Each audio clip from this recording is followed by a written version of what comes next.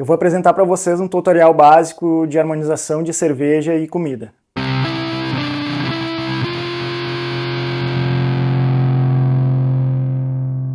Salve pessoal! A ideia do vídeo de hoje é a gente apresentar os conceitos mais básicos que envolvem a harmonização de cerveja e de comida. O objetivo é criar uma base bem consistente de conhecimento para que nos próximos vídeos a gente consiga conversar sobre assuntos um pouco mais elaborados e aprofundados no que envolve comida e cerveja. E assim vocês podem aproveitar melhor não só o conteúdo que a gente vai ver por aqui, mas também as experiências que vocês vão ter aí na casa de vocês. Então vamos começar explicando o que é harmonização de cerveja e de comida. Nada mais é que a interação de um e outro dentro da boca, ou seja, simultaneamente dentro da boca. No momento que coloca o alimento na boca, mastiga antes de engolir, a gente coloca a cerveja e faz eles literalmente interagirem dentro da boca, com o objetivo de formar um terceiro sabor, tão bom quanto ou então até melhor do que os dois elementos sozinhos. Na harmonização de cerveja a gente possui 4 diretrizes básicas que servem como uma base, uma orientação no caminho do sucesso de uma harmonização. E notem que são diretrizes e não regras fixadas.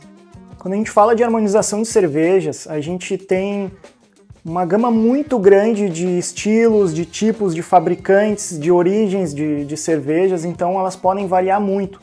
Isso faz com que seja muito complicado a gente criar tabelas definidas como orientação para a harmonização de cerveja e comida. Assim como os preparos da comida podem ser diversos e, inclusive, ingredientes locais podem variar bastante. O que vale mesmo é a experimentação, a tentativa e erro e, claro, o gosto pessoal também vai influenciar bastante. Bom, então vamos falar das nossas diretrizes. A primeira é equilíbrio de forças. Essa sim vai ser muito importante praticamente em todas as harmonizações, eu diria que 99% delas, porque se a gente tem um elemento que se sobressai ao outro, a gente acaba não harmonizando, simplesmente atropelando um elemento com o outro. Então essa é uma diretriz realmente muito importante para o sucesso. Quando a gente fala em equilíbrio de forças, a gente considera alguns atributos tanto na cerveja quanto no alimento. No caso da cerveja, a gente leva em consideração o teor alcoólico, o amargor, a acidez, o tipo de malte utilizado, o nível de tosta ou torra da cerveja, o nível de dulçor e também o corpo. Quando a gente fala do alimento, a gente considera a gordura, o dulçor, o tipo de cocção, a forma de preparo e os temperos e condimentos utilizados. Aqui basicamente é cervejas leves com pratos leves, cervejas intensas com pratos intensos. Vamos dar um exemplo, um peixe bem leve com uma Witbier ou então um joelho de porco com uma Doppelbock, por exemplo. A segunda diretriz é o contraste, a harmonização por contraste. Nesse caso a gente pega elementos na cerveja e no alimento que são bem intensos, mas que ao se unirem eles contrastam e chegam a um lugar comum, fazendo que essa harmonização seja bem sucedida.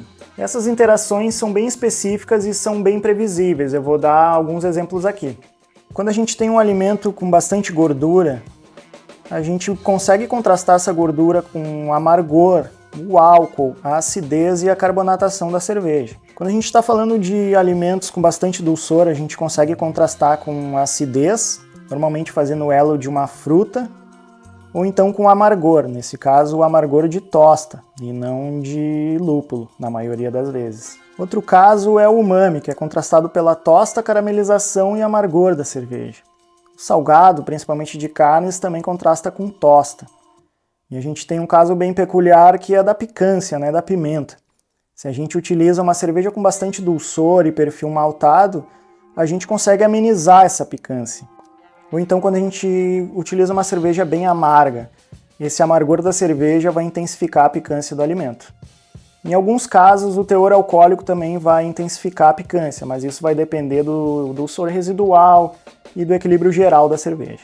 Um exemplo bem clássico que a gente tem é chocolate branco com frutilambique. O chocolate branco ele é bem doce e tem certa gordura, então a acidez da frutilambique vai contrastar bem com o dulçor e com a gordura, e a gente vai ter um elo de ligação da fruta, no caso, na maioria das vezes, cerejas ou framboesas, e faz com que essa complementação deixe o conjunto bem mais harmônico, né, tendo sucesso na harmonização. Um outro bom exemplo é um torrone de gema queimada, um torrone espanhol, com uma Flanders Brown Ale, ou Old Bruin, no qual a acidez da cerveja vai contrastar bem com o dulçor do doce e também a sutil tosta, o sutil amargo de tosta da cerveja vai ajudar nesse trabalho. A próxima diretriz é a harmonização por semelhança, que nada mais é que pegar elementos semelhantes tanto no alimento quanto na bebida e fazer com que eles se unam na harmonização. A gente pode usar gostos básicos ou então sabores e aromas diversos, que normalmente fazem as harmonizações mais complexas e agradáveis. Aqui é muito importante a gente levar em consideração a forma de preparo do prato, porque isso pode levar para caminhos diferentes de harmonização. Um elemento que a gente utiliza bastante nesse tipo de harmonização é a reação de Maillard, aquela caramelização que faz a crosta ao grelhar carnes. Essa crosta caramelizada harmoniza muito bem com cervejas mais tostadas e caramelizadas. Como exemplos, aqui a gente tem carnes pouco gordurosas com Vienna Lager, usando exatamente essa questão da reação de Maillard, bolo de chocolate com stout, essas notas de chocolate amargo, né? E embutidos defumados com Rauchbier, que é a cerveja defumada alemã, utilizando essas notas de defumação semelhantes. Quarta diretriz de harmonização é a harmonização por complementação. Nesse caso, a gente pega elementos que se complementam, tanto na cerveja quanto no alimento, e faz com que eles se unam e pareçam literalmente ser uma coisa só. Então, acho que o jeito mais fácil de compreender essa diretriz é através de um exemplo. E nesse caso eu vou utilizar ostras in natura. Quando a gente come ostras in natura, normalmente a gente espreme um limão em cima para trazer um pouco de acidez e também um pouco do cítrico do limão. Um bom exemplo de harmonização por complementação é a gente utilizar uma Witbier nesse caso.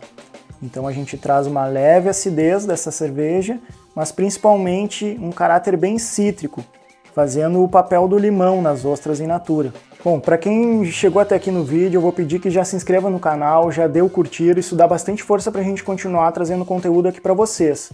E como vocês chegaram até aqui, eu vou dar um bônus para vocês. E eu vou falar sobre harmonizações culturais. Harmonizações culturais são aquelas que são muito mais explicadas e fundamentadas por questões culturais de cada lugar, e não necessariamente por diretrizes de harmonização ou qualquer viés técnico. E nessas harmonizações culturais eu entendo que a gente tem dois tipos. O primeiro é a harmonização cultural de uma forma direta e o segundo de uma forma indireta. O que seria essa forma direta? Bom, uma cultura de algum lugar em literalmente consumir aquela cerveja com aquele prato. Por exemplo, café da manhã bávaro, na Alemanha, que é uma Weissbier com Weisswurst, que é aquela linguiça branca, e também um pretzel. A cultura deles até tem algumas explicações mais técnicas para que essa harmonização funcione, mas é uma questão muito mais cultural do que qualquer outra coisa. A gente pode usar como exemplo também ostras e stout na Inglaterra e hambúrguer e IPA nos Estados Unidos. E o que eu chamo de harmonizações culturais de forma indireta? É quando, na verdade, não existe a cultura de consumir aquela cerveja e aquele prato, mas quando a gente harmoniza determinado prato com determinada cerveja, a gente chega em algum lugar que é muito comum pra gente. Por exemplo, feijoada e Witbier. E nesse caso eu já posso dar um exemplo de exceção daquele 1%, que a gente não utiliza a diretriz do equilíbrio de forças, onde a feijoada claramente é muito mais intensa que uma Witbier. Mas a ideia aqui é substituir aquela rodela de laranja que traz acidez, citricidade e refrescância para a feijoada por uma Witbier, que vai trazer uma sutil acidez e muita citricidade e refrescância. E é claro que não é cultura do brasileiro consumir feijoada com Witbier, mas nos leva para um lugar confortável que nos lembra muito aquela laranja da feijoada. Outro bom exemplo é um chocolate branco com alguma cerveja torrada, que vai nos lembrar muito aquele café com leite do dia a dia do brasileiro. Então, de certa forma, traz para algum lugar que é um pouco cultural para a gente. Então, por hoje é isso. Essa é a base de conhecimento sobre harmonização de cerveja e comida. E a partir disso a gente consegue se aprofundar muito mais, tanto em queijos, sobremesas, enfim, conversar sobre assuntos mais específicos e mais aprofundados. E com certeza com esse conhecimento aqui, vocês aí na casa de vocês já vão conseguir melhorar e muito a experiência com a harmonização. Então a gente se vê no próximo vídeo. Fechado?